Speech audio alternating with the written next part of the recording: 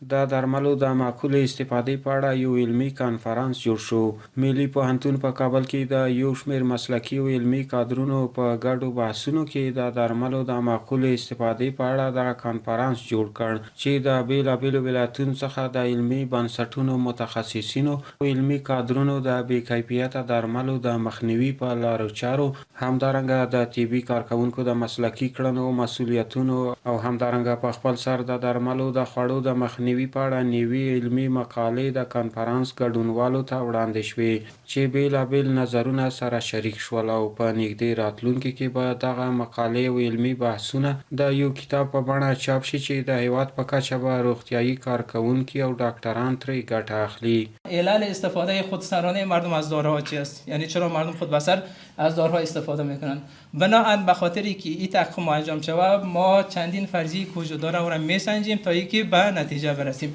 به نظر من با مطالعه که ما دارون شاید اولین کنفرانسی باشه که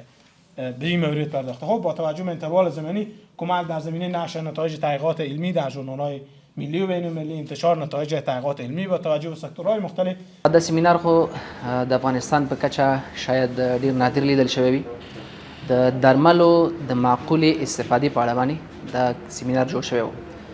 چې تقریبا دته نوې مقالې د افغانستان د مختلفو پوهنتونونو څخه خصوصي او اماراتي او ترڅنګ ځینې مؤسسو څخه دا مقالې راغلي وي چې وروسته له هغې نه وڅېړل شولې چې کومه مقالې باید دې کنفرانس کې موږ داخلي کړو، ځینې د دې ریجکټ شي چې تقریبا 440 مقالې دې لپاره انتخاب شولې او په 2 ورځو کې دا سیمینار تنظیم شو. دا کنفرانس په دې محور باندې راڅرخي چې څنګه موږ په افغانستان کې د درملو منطقي کارونه په کوم شکل باندې روانه ده او په کوم شکل باندې باید دا سرته ورسیږي. نو دې ارزښت او اهمیت په دې کې ده چې نن سبا یو غټه ستونزه موږ تاسو د هېواد دا ده چې موږ اکثریت دواګانې چې دي هغه له بهر نه داخل ته واردېږي او یو دا چې د دې کیفیت په هغه شکل باندې نه ده کوم چې باید هغه کوم سټانډرډ ده، کوم دوا ده چې باید افغانستان ته وارد شي. نو ځکه دغه دواګانې اکثریت چې دي په ټیټ کیفیت سره هېواد ته واردېږي. نو کله چې دا دواګانې اکثره وخت د متخصصینو په واسطه مریضانو ته توصیه کېږي، نو دغه یو هغه کوم مؤثریت چې په هغه دوا کې ده هغه لاسته نه راځي. او بل نن سبا موږ تاسو افغانستان یو ډېره سنتي ټولنه ده، اکثره وخت دغه دواګانې ډېر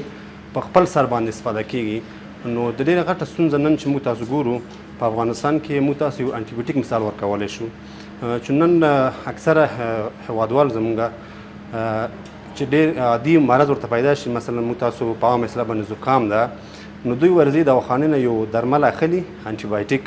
چون زکام یو وایرل ناروغي ده، نو دوی ورته انټي بایوټیک اخلي. نو دغه ده چې ورو په دغه مقابل کې د انټي بایوټیک مقابل کې بالاخره مقاومت پیدا کیږي. نو دغه یو ستونزه ده چې نن سبا موږ تاسو ګورو چې زموږ تاسو په ټولنه کې فوق العاده هغه فیصدي مخ په زیاتېدو باندې ده.